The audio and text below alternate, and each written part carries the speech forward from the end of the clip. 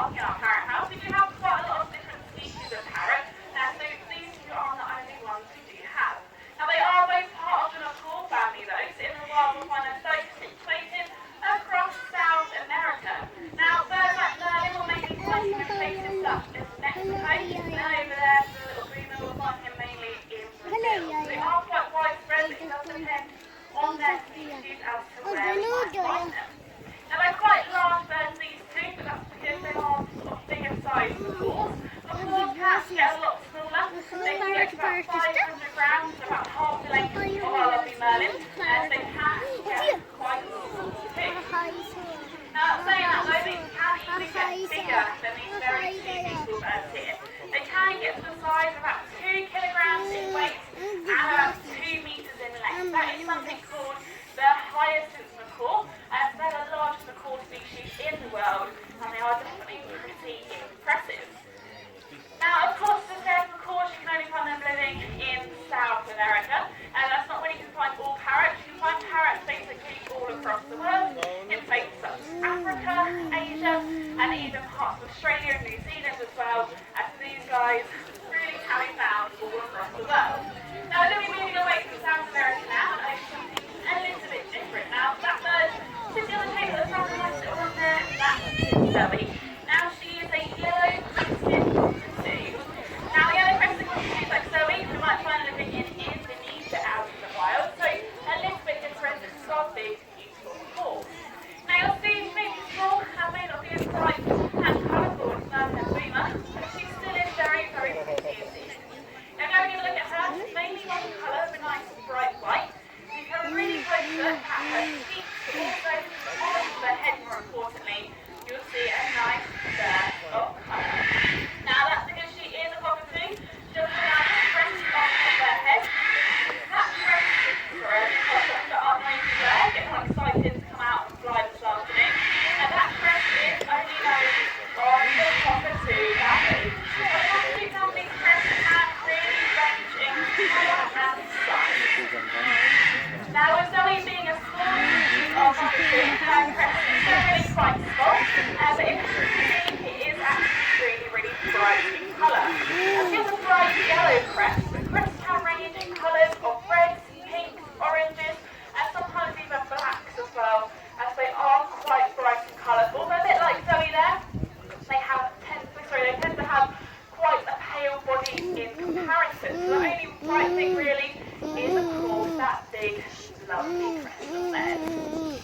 That's really, really important, the crest on the cockatoo family. Now, it helps them communicate when they're feeling excited or sometimes frightened. They can pop it up and communicate with us as keepers, which is really important.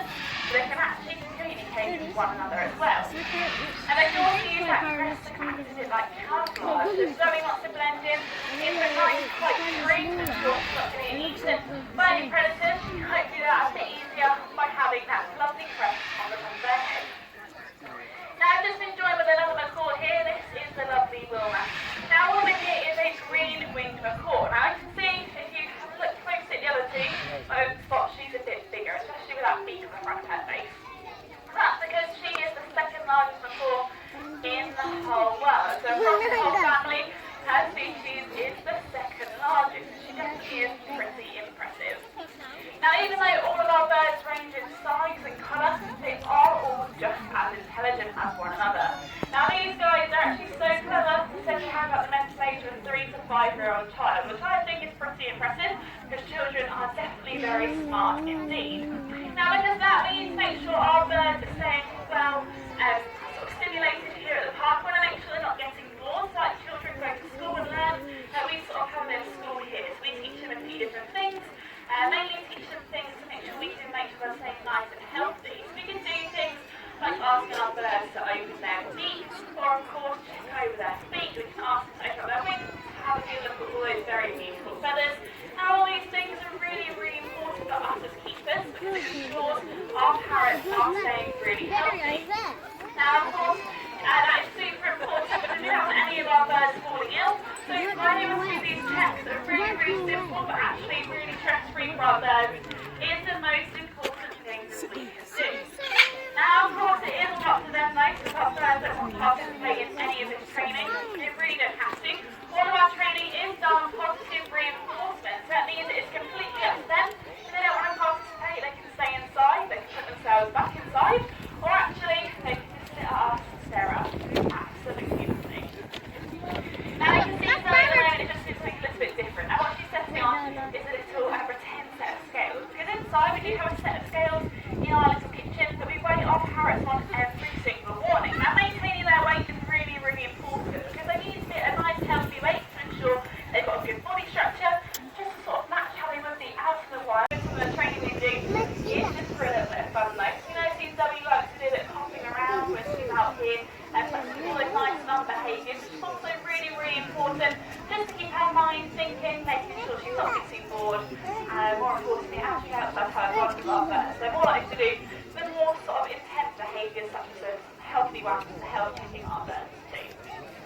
Now parrots are super, super well adapted creatures, so they're adapted to lots of different places in the world as I mentioned, but also lots of different areas. So you tend to find them living in trees. There is one species of parrot living over in New Zealand called the kakapo, which actually is now so big and so heavy, it's actually a ground running parrot. So we don't really find them living in trees, but still they are going to go and forage in those trees.